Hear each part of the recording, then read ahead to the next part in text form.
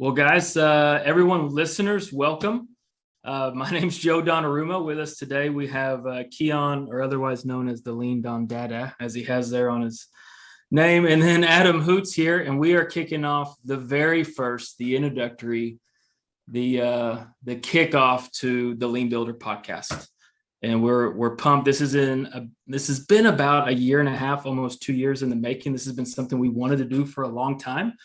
And we just never had the bandwidth, the capacity, the resources to pull it off. And now I think we're finally at a point where we're ready to launch out and to bring our field brethren, the men and women in the field, the men and women who lace it up, who get it done, to bring them some content, some value, and hopefully some tidbits of information to bring a better quality of life to them. So that's what we're here today. We're going to kind of talk about where we're headed, where we're going. We're going to make an introduction to a special man by the name of Adam Hoots, who's going to be the captain of this podcast, and he's going to be taking the reins and running with this. And that's where we're headed. We're pumped. Keyan, Adam, what do y'all think? Yeah, shout out Adam Hoots, man. I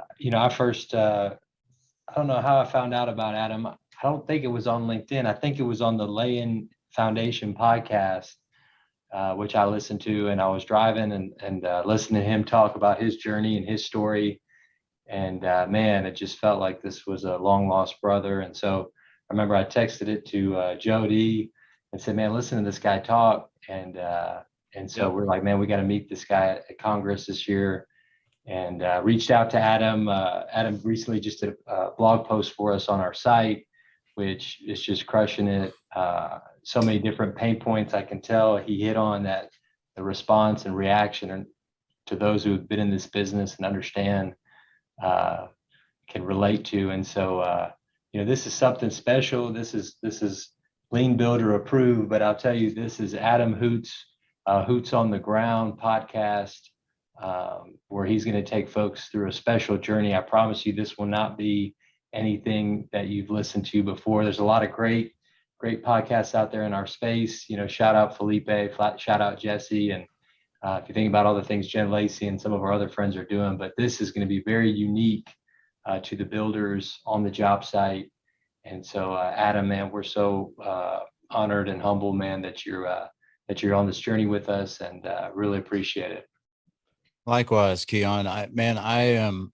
I am so grateful, and you took the words from me. Honored and humbled, like, don't even explain it. To have the two lean builders like reach out to me and invest in me personally, and believe in me and have confidence that I can deliver a message that I'm a little speechless, and that doesn't happen often. So I very much appreciate all those kind words. And again, I just look forward to making a difference and helping breaking down some of these overly complicated things. At least people make them overly complicated, into just like easy to apply steps. So again, totally humbled that our conversation, Keyan, at Congress really gave me the confidence to go jump off on myself and just believe in what we're doing to own the impact. You mentioned Jen Lacey. Owning your impact is something very difficult to do, especially for me. So anyway, I'm just truly humbled and honored, and want to make sure I serve you, the lean builders, but also the audience here in the best way possible. Yeah, no doubt. Adam, real quick, if we got some listeners tuning in who may not know the background of you, can you kind of tee it up and give our listeners a little context to your journey, how you got into the industry, and help kind of evolve and create that picture for our listeners real quick? Absolutely. I'd love to. So I'm 17 years old, and I'm in high school, and I'm a star athlete and doing all the right things, good grades. And my dad's, we talk about a car often. I had a black 1996 Chevrolet Cavalier Z24, no AC, windows wouldn't go down. And so I always thought he was going to buy me a new car, right? Well, I walk into the living room, and there's a big box there, and it's like professionally wrapped in bows and ribbon. And it's like, I'm thinking, okay, Toyota or Mustang, it's like a Ford wrap this thing. So I rip it open, and I like tear this box open, and inside is a hard hat and a vest and safety glasses and a stack of job applications. And I'm like, go ahead, pick one. And so it was, yeah, I thought it was, clever. I knew it. I thought I knew what he was doing. Yeah. He's hard on me. He's an old school general superintendent. He's a senior superintendent at Whiting Turner today. But anyway, his point was heard, and I picked one. And so I picked plumbing, like knowing nothing else about the trades. And he kind of laughed at me, and he's like, okay, we'll get the application to so-and-so. And it was a trade partner of his. So it was a slam dunk, going to get hired. And so I grew up, those 2 summers as a plumber's helper, and I did like anything and everything they asked of me. Some things are tough to talk about because again, it's like a pride thing, but Yeah. so that was my route. And he did it because he wanted to drive me to college and teach me some work ethic, and he did, and it worked. And I went to the University of South Florida. I wanted to be an architect, and so we had to make little models and then talk about our feelings and how the building makes you feel, and all that stuff. And so I was like, this is not for me. And I actually got one X-Acto cut to the bone on my finger here. And I was like, I'm done. I'm out. Forget it. And went to my advisor, one of my closest to. They said public and cultural communications. It's like, all right, cool. Let's do it. I want out of here. Like, I'm done with school. School's not for me. And so, school's for some people, just not for me. But so one of the classes I had to take was interview communication. And in that class, I had an interview with the local executive. So naturally, hey, Dad, you got me that plumbing job. Remember, can you just give me an interview with the local executive at Whiting Turner where you work? And he's like, sure, no problem. So went in, total mock interview, and walked out with a job making way more than anybody with the public and cultural communications degree would. Still humbled though, right? Not like a project engineer salary. It was like big money. I was an assistant project engineer. They called me the great ape on my first job. So interns would come in and they were like above me because they were already project engineers. I was like, anyway, so I've seen from there, I've had some great leadership in my life. I've been very lucky to be a part of jobs with PMs and project executives and superintendents specifically that have just taught me so much. And I kind of like, pluck a little bit of the best out of each person and may have formed my own way of managing projects and have my own systems. And I want to share that with the world. It's not complex, right? Feedback is what drives us forward. And so, again, and I have a knack for, when like some of my biggest skeptics become my biggest believers. And so I'm all about like this podcast, bringing people on here that don't believe in the L word. I don't like the L, like lean, like it's an overplayed topic, right? We've overcomplicated it. And again, keep me here because it's a slippery slope, but just to hit on that real quick, like, obviously for those that follow us, they're in the lean, but I think it's such a valid point because I'm not going to lie, man. It used to be probably 5 or 6 years ago, if I would ask somebody on a job site if they've ever heard of lean or last planner or something like that, they hadn't.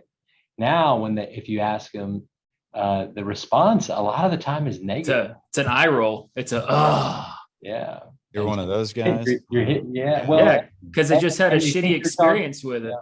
Yep. And they think you're talking about pool planning, and then they have some horrible story that they want to share. And so I appreciate you bringing that up right off the bat, because this is a lean podcast in some respects, but in some respects it's not. It's a whole bunch more than that. And for those that have read Joe and I's book, it's a lean. That book is a lean book based on the last planner system for the job site.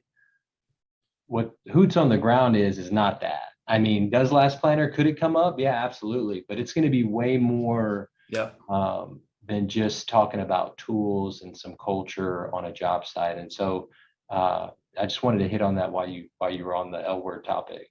Yeah, no, I appreciate that. I value that. Again, if this was the Last Planner podcast, I would, like, as humbled as I am with the link, I would hard pass. Yeah, you have a audience like 3. Pool planning, like you're right, lean pool planning, like automatic association, and what we're trying to do is like lean, take care of your people, like learn, think. And so it's a little bit of a different approach. But to round out my story here, I spent 13, 14 years with Whiting Turner, traveling the country, building life science laboratories, clean rooms, like some of the coolest projects. And I look forward to talking about them again. I get very humbled about some of that stuff because I was just put in great positions under great leaders. And so from there, our family fell in love with South Carolina, Greenville to be specific, was with Whiting Turner. And I was, we implemented the last planner. We didn't create the last planner. We implemented it at Clemson, and it was a total disaster failure. It was again my biggest learning moment in my career, and from there it's been just figuring out these different tweaks that make it work. And so anyways, spent 14 years with Whiting Turner, traveling the country, landed in the Carolinas. Loved it so much, didn't want to keep traveling. And you guys know how the high tech work doesn't always fall in your backyard. And so I joined DPR. I was at DPR about 3.5 years, and I got, again, some great projects like BMW. I got to learn tax planning from Yanish Dooley, and he came over. Anyways, just a bunch of cool projects, some healthcare construction, diving in more projects at Clemson, just driving things forward. And then I was like, I want to make a bigger impact, right? Like, how do I create my own thing? And so was able to kind of scale back and join Langston Construction, who's a local firm, and they've been around for 50 years and just incredible people. They've got processes down, man. They've got how they do work structured, and they improve it weekly, and it like they've got some great systems. So I learned a ton from those folks, and decided, hey, I'm ready to take all the awesome things that I've learned and just apply it to the world. And so that's kind of how I got here to this seat now. And again, my as Jen Lacey would say, my star power, if you will, by owning my impact, is just the ability to like take a book or a theory or a concept and make it like an easy, actionable tool and kind of like the strategy, Yeah. There's such an opportunity for that in our business. It's funny. A lot of times I feel like our industry is behind compared to tech and some other industries out there. And, and sometimes I joke, like, it's really not that hard to improve in our industry, because it's almost like a buffet of opportunity. Anywhere you look, there's something antiquated in the way we do things that can totally be evolved. And if you're a reader and you're good at applying, you can definitely take ideas from other industries and apply it to our industry and look pretty smart. And so that's some of my secret sauce too, is that a lot of the stuff that we implement in our firm is just really by reading and trying to understand what other businesses are doing and applying it to construction. And my hope is that more of us in our industry start thinking this way to really evolve what the future is going to be. A good buddy of mine, Harry Schmidt with O'Shea Builders, says R&D.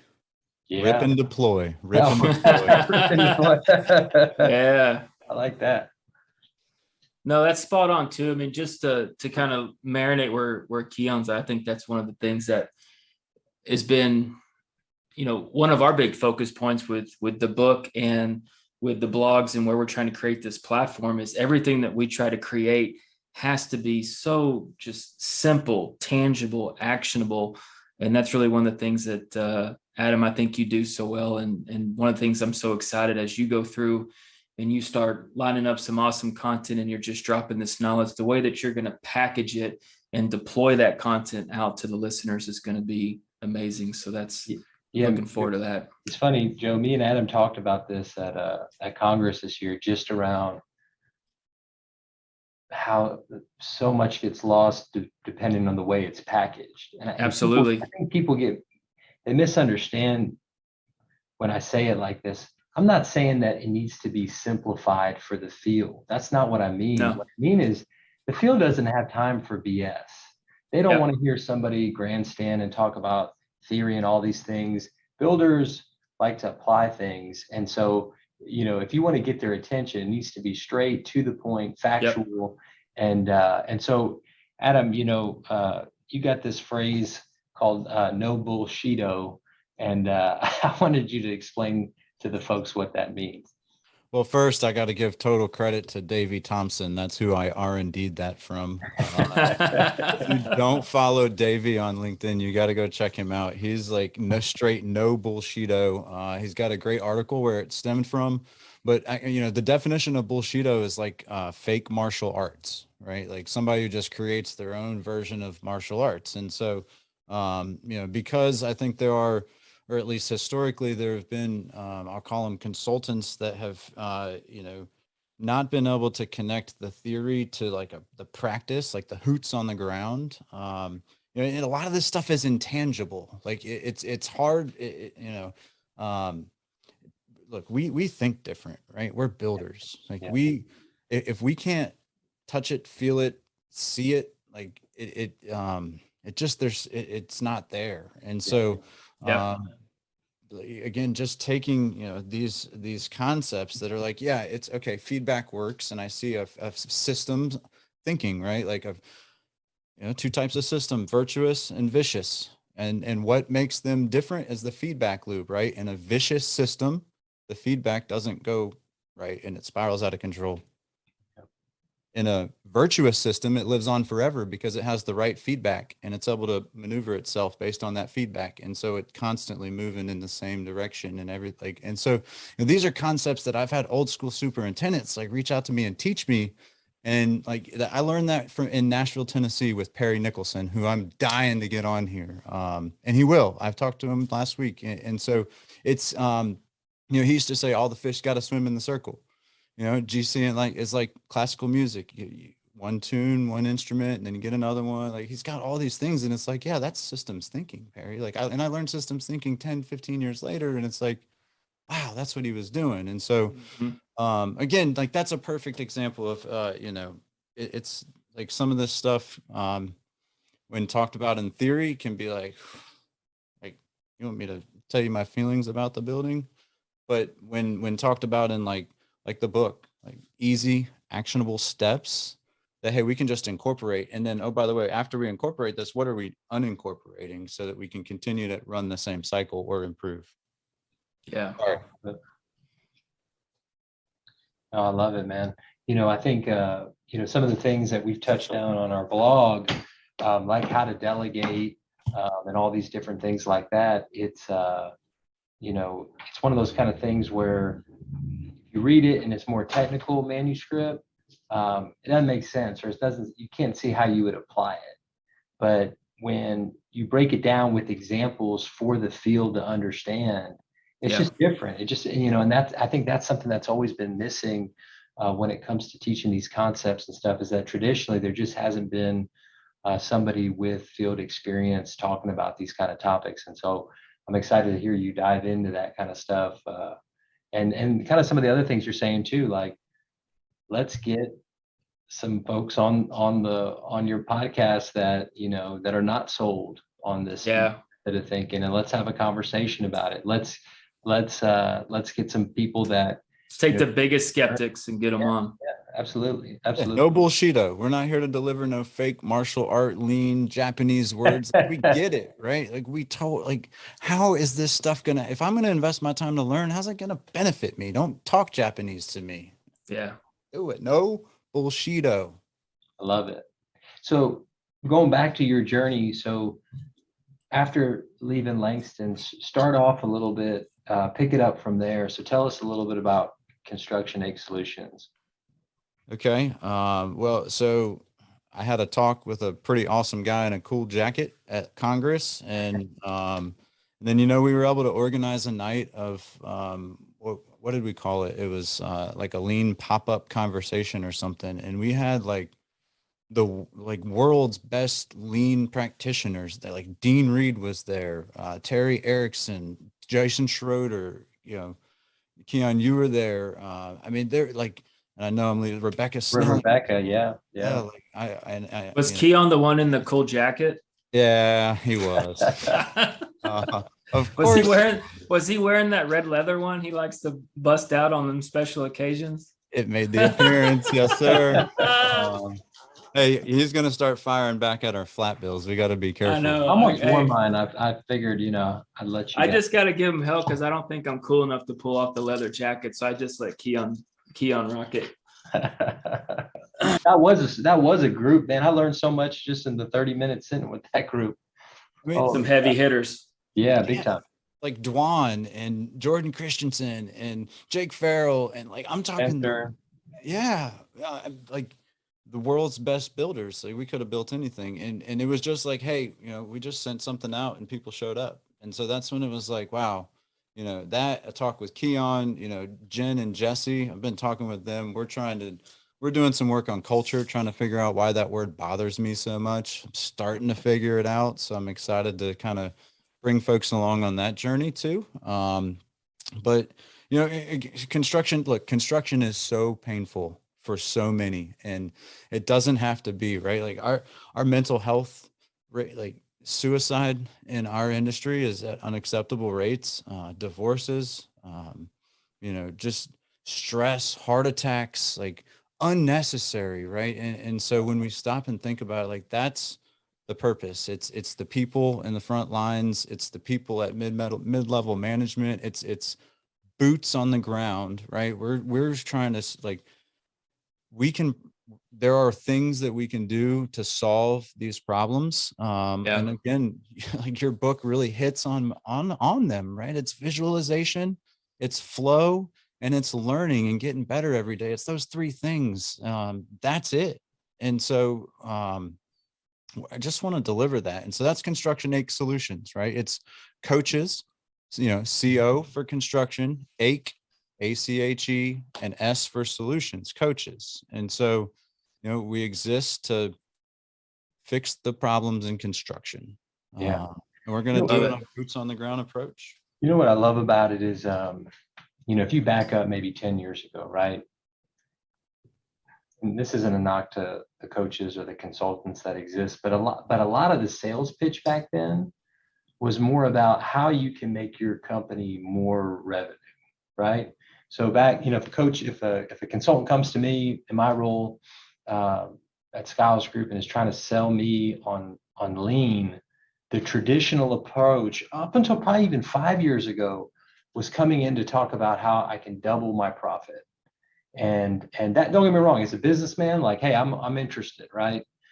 But what never existed was a consultant or a coach that was like coming from the mindset of like, hey, do you want to double your profit? Yeah, you can, but what would be a better way to go there than just using this operating system is like, how about giving your people like a better quality of life? Like, how about teaching them in a way to where they can make it home to catch a ball game or not work 80 hours a week, and see how that impacts morale and how that impacts your bottom line. And so for a long time, that never was a conversation. Then if it became a conversation, it'd be like, you'd be looking at the guy that's trying to pitch you on that and saying, well, what's your resume? Meaning, have you done this? How are you going to go talk to my field leaders in a way that they're going to get it when you've never done it? And so the fact that there's folks out there like yourself that are taking that leap and saying, you know what, I'm going to go try to do this, and I'm going to come at it from a different angle. Got me excited. Yeah, absolutely. Well, I'm fired up too. I mean, I was talking to a team earlier today, and I'm like, I don't like the word consultant, right? Like I just, Jason Schroeder and I have gotten into this conversation, and he's one that, he's one of my heroes, lean heroes, right? Like he's doing some amazing things. He's another one that gave me some confidence to jump and go do it. But, we're talking about consultant and coach, and he brought some good ammunition, right? Like he's like, well, consultants need to be, my definition, a consultant is someone who is, there and they're in the know and they're driving the conversation, and they're just really focused on a tool or a concept or something that they're teaching you, right? A coach is there and understanding the situation and asking the questions and pulling the information and piecing it all together and saying, man, this theory, that theory, like what's the system? Where's the feedback? Like trying to like really dive in and understand the current conditions, and then is asking the questions so that you drive the project forward and you learn, and the consultant, or the consultant is learning, and that's a coach, right? When the consultant's learning with the team, and together that voice is strong, that's what it's about. And so again, it's about learning and thinking, and encouraging people to be uncomfortable. Again, there's so much that we can just we don't overcomplicate it. And don't get me wrong, right? There's a time and a need for a consultant. If you're in a crash landing job, you probably want to bring a consultant. And if you need me to come be a consultant and take control, like, we can do that. But it's a much more pleasant environment when we're working with a coach who's able to be there and help call the play and call the Omaha on the field. And like, that's a different perspective. Yeah, well, where I like it is that's how I think of our business now. And I never used to think of it that way. That your projects, your job site, that's a team sport. A team sport needs a coach. Okay. The way I came into the industry, it was a race. We buy out the trades, send them their agreements, on your mark, get set, go. Let them go. And man, they go. First guy to throw up his stuff in the ceiling and in the walls and get out wins. Doesn't matter if he's got to screw over the next guy. Doesn't matter if the drywall trade partner covered up the electrician. He got there, he wasn't done, it's going. And so I like the word coach, because I think the more we start getting in the mindset that, and our foremen, we're coaching our foremen and our field leaders that, hey, no, this is a team sport. We got to be invested in each other. We don't succeed unless everybody succeeds. You can't get that CO unless everybody makes it across the line. Yeah. And there's a way to do it where we all make money and our clients happy and they want us to make money because we got the job done efficiently. Like, this business needs coaches for sure. Yeah, I was watching a presentation just this past week for Bosch Refine My Site, and this pretty cool company, Skiles Group, I think it was showing the scoreboard, right? Like, showing the feedback, and it had all the pertinent information that was on there. And your guy that presented, what was his name again? Thomas Hardy was one of our superintendents. Yeah. Man, he like just delivered, right? Like, and it was really cool to see exactly what you're saying. This is how we define it as a team, and this is how we're measuring the score. So you have the feedback that you need to make the decisions in real time. There's a book called 4DX, 4 Disciplines of Execution. And I'm sure you're familiar. And in the book, they talk about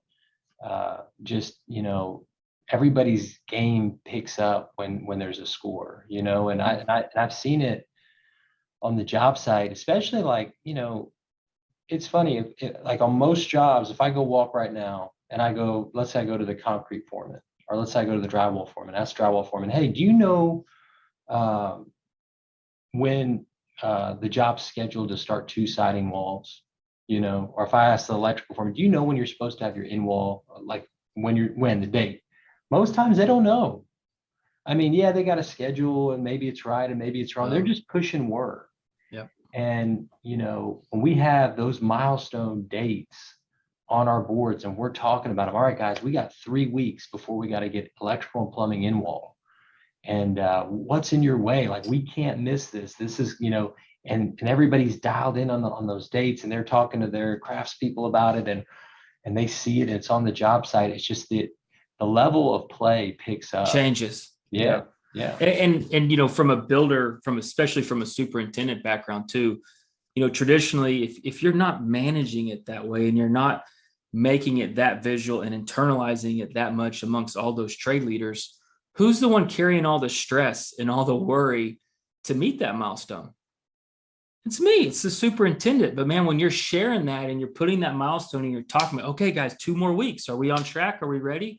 Like, that team is now internalizing and helping to carry that load of the burden, the stress, to make sure that we are going to get there. And as a team, it's a team sport. We got to cross that line at the same time or no one wins. We don't advance the ball. Yeah, and you're able to communicate it as many ways as possible, right? You can, like, people receive information in different ways. Like, some people like to be lectured to, not me. Some people like to, Yeah. hear it. Some people like to read it. Some people like to smell it. Like, how are you making it tangible, or how are you handing it to the audience? Like, that's, people, right? Understanding how people are motivated, understanding how to get them fired up, right? A scoreboard might not do it for some people. I think it will do it for a lot of people that are in our industry, but there's still people that's not going to fire up. It might be more vacation, or it might be a half a day on Friday with their family, or whatever that is. You got to find that. And the only way to find it is to go talk with the people. Yep.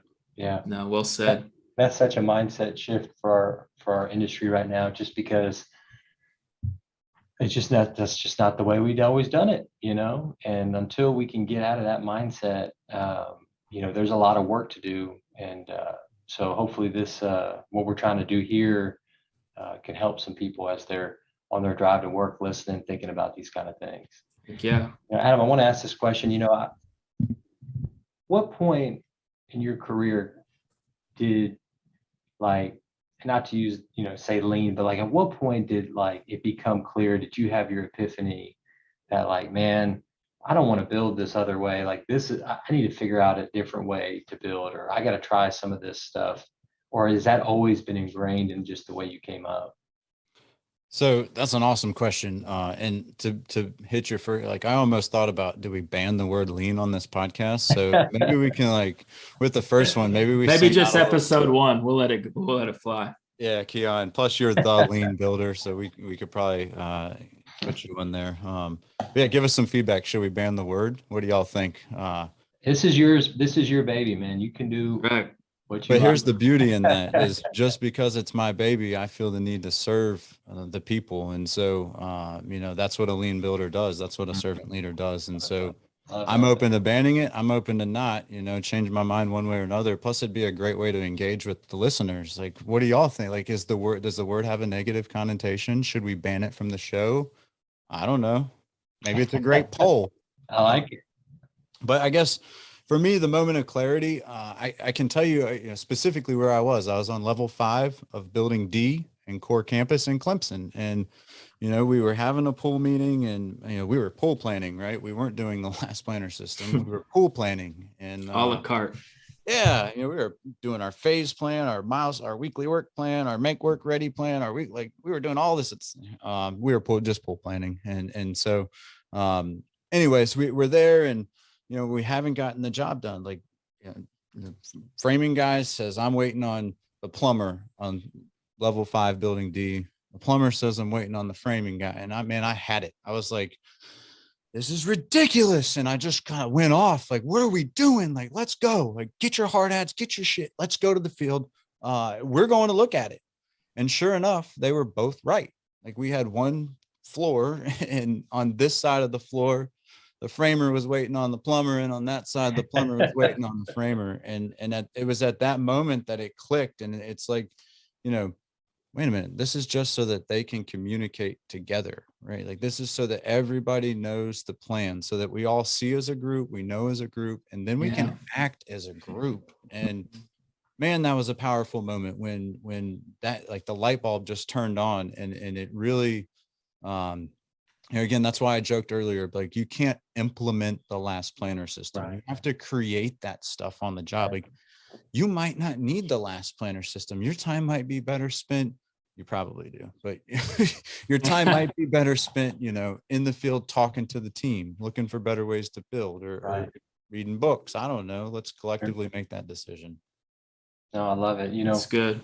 I know you've heard my story so many times, but I'll give an abbreviated version. But there was a project we did that was, no kidding, I think I personally worked over 70 days straight, and we made our CO date. It was a multi-phase job, and man, I got attaboys from everybody, and I got calls from the GM all the way to the top, like, just telling me what a great job we did.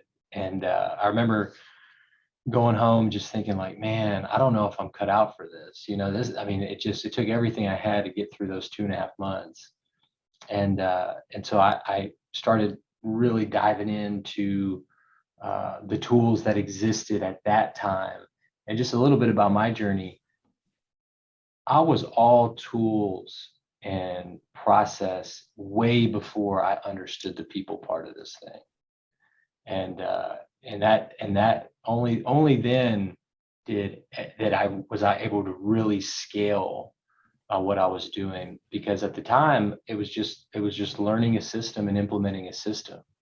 But I remember on the next project that I did, we implemented some of the last planner system and finished like a day or two early. I got 0 phone calls.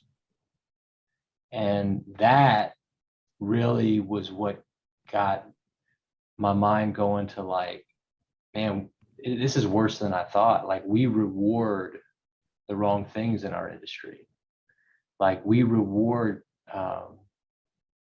the behavior of long hours and pulling it out of a ditch and the fire. Sacrificing the things that shouldn't be sacrificed. And my role now, over our operations folks, like I find myself doing it too sometimes. And I always have to take a step back. Like, there's plenty of times, and for those that know, Buddy Brumley, senior superintendent of ours, there's plenty of times Buddy will work 80 hours a week Buddy will do always whatever it takes to get it done. And there's a part of me that sleeps well knowing that he's not,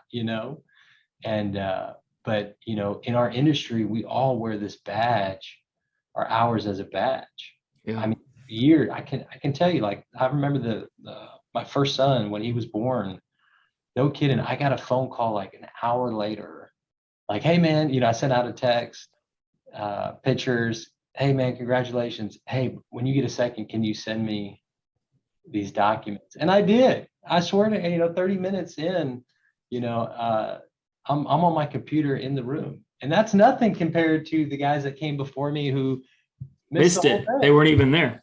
And so that's just a thing that we got to change. But that was kind of where my jump off was, and then everything else has kind of snowballed from that point. Yeah. So you want to share before we move on from that?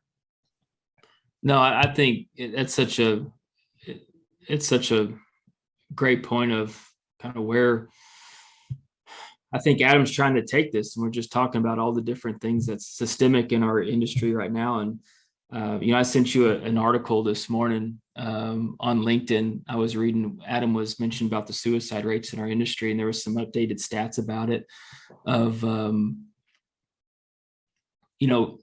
think what we've been talking about in some of our presentations, that I think from 18 and 19, more suicides than the actual construction related fatalities. And that number's now grown to last year 5 times all the other construction related fatalities combined. It's just staggering. And I'm just excited where we're getting ready to take this podcast, and not just talking about last planner system and TAC planning and other tools and process, but really focusing on the people. Because if you've read any of our blogs or you looked at the book, even with the book itself, we were so strategic in lining out the tools that actually allow you to build culture, to build that trust, accountability, mutual respect, and to be able to cultivate fertile ground so that you could be able to get all the right mojo and the juices flowing with the job team. And I'm excited to see how Adam takes that and moves that forward and really dives back into that and delivers that content to the listeners.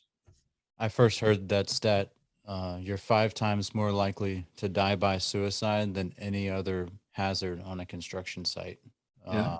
I've had 2 people that I've worked with who have died by suicide, and Cal Byer, right? Like he's really leading he's doing an amazing job. I know Cynthia Sow has put some stuff together on mental health in our industry. It's just, it's not something easy to talk about, right? No. And so just think about everyone in our industry. Well, not everyone, but the majority of the demographic is male, type A, dominating. Like if you populating, show any type of vulnerability or any type of openness about your emotions or your feelings, it's just taboo. That's bullshit. You don't talk about that stuff. But unfortunately, we're just internalizing it too much, and all those pressures and all the things that we're trying to get done is just compounding, and we don't have a way to deal with it in a healthy manner.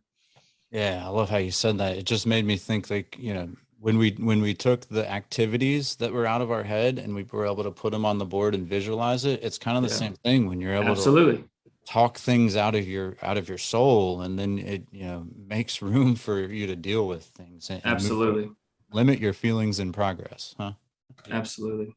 And we got so many external challenges that are hurting us too. You know, if you think about, you know, a lot of us travel, that isolation of being on the road. You know, you think about the shift work that we got to do, and just not getting enough sleep, and are working so long where you're not exercising or taking care of your body or eating right. You know, we have a bit of a drinking culture in our Are you industry. talking about my life story here right now? Wait a minute. How well do you know me Oh, here? man, I'm telling you, I feel we're all living the same journey in some ways. Yep. But you know, just, you know, and then guys that get furloughed in the seasons, and if guys got hurt and get hooked on pain medicine, I mean, you just walk through it. It's just, man, this is so fertile for these kind of statistics. And until folks feel like they can talk about it and have somebody that'll listen, you know, it's not going to get better. And so, Yeah. you know, I think this, to me, you know, the more Adam does in this journey with Hoots on the ground to talk everything across the board, but at least for the folks that are tuning in and listening, and you know, if this provides some type of outlet, you know, it's a start. So, Yeah. Adam, I want to kind of circle back and end on this. If you were to think of a couple of things for the listeners, are there any next steps that you want to leave the listeners with as they prepare to hopefully listen into some more content in the near future, or maybe a little tidbit about what viewers could expect to listen to, or kind of whet the appetite a little bit of what's upcoming in the future? Absolutely. I guess I wore this shirt intentionally, field verified, right? I love the name of the company. They're a water intrusion leak detection. Like, they have never lost the battle with a leak. Brian Melcher out there, great people. But it's just like, it's that, right? Like, it's like, I want to involve the people, like the listener. I want you on here. If you know, reach out, like, let's engage, let's have a conversation, let's talk about the things that make you feel uncomfortable. Like, if you're watching this on video, you know, when Keyan dropped a couple of those things, I started like squirming, like, right, like some of that stuff hit me really, really close, and I look forward to diving into it and getting uncomfortable with people. So because I firmly believe that's where growth and learning come from. So it's that, like, next steps is reach out, engage somehow. Like, if that's go read the Lean Builder, if that's come, you know, hang out on the podcast with us, if it's like, right, like, respond to the blogs. Like, I look forward to going through the blogs, and maybe people don't read. Maybe I can, you know, be the audible version of, hey, break it down. this is my take. Yeah. I mean, so, you know, how can I help is the question. Like, what is the ache and pain that you're experiencing? And, you know, let me go mine the world of leaders that we've talked about here. And then I can, like, take the theories that I'm learning, and you know, like, Hal Maycomer taught me systems thinking. Like, that dude's a genius. Like, and so, like, how can I go, like, talk and engage with those folks, and then bring you back, you know, hey, this is what the world thinks that it might be worth it. Like, you want to try it, you want to experiment and see if we can grow. So I guess come to the show with an open mind. You know, Keyan, you said mindset earlier. Two mindsets: a growth mindset, a fixed mindset. And yes, they mean what they sound like. End of story. So come with a growth mindset and be willing to learn something, because I'm going to be intentional about trying to learn something from the audience and the people, and, you know, learning where are we collectively as a whole, and then how do we optimize that whole, and how do we get everybody on the same page so that we can continue innovating and make the work faster, easier, better for the people involved. You know, that's easier, EBFC, easier, better, faster. For construction. I got my bottle right there. There you go. I love Felipe. His again, he's the one that put me on. Don't worry, we've got some sound effects. Yeah. We're gonna have a good time with this Heck yeah, podcast, man. right? Like I love that's it. the intention, is like, hey, just like some good flow and communication, and we're gonna have a good time. We're gonna enjoy it, and we're gonna learn, and we're gonna Yeah. think together and get better. So Hey, get me fired up. let's go. That's awesome. Come on. Let's go. I love it. Well, Adam, to put a bow on this, man, we're honored, we're blessed. We are so excited to see where this thing goes, and to partner with you, and can't wait to see first episodes dropping early next year. Wow. Absolutely. I'm humbled, man. Like, again, you guys are legends in this world. And so for y'all to even connect me with the Lean Builder is I got no words. So I trust your feedback will be coming strong to make sure we keep this thing between the rails. Cause sometimes I like to crash into some rails to see if how far outside they are. So, but with no bullshido, right? Like I can There you accept go. feedback just like I can give it. So That's right. yes, thank you. What do you say? The best way to take feedbacks is just say thank you. Yes, you read that, huh? I love it. See, Saw you, I'm checking. Bona. I saw you, Bona. Man, All right, let's go. can't wait. Okay. Let's go, man. Super excited, Adam. The keys are yours, brother. Oh boy. All right. Catch you next time. See ya.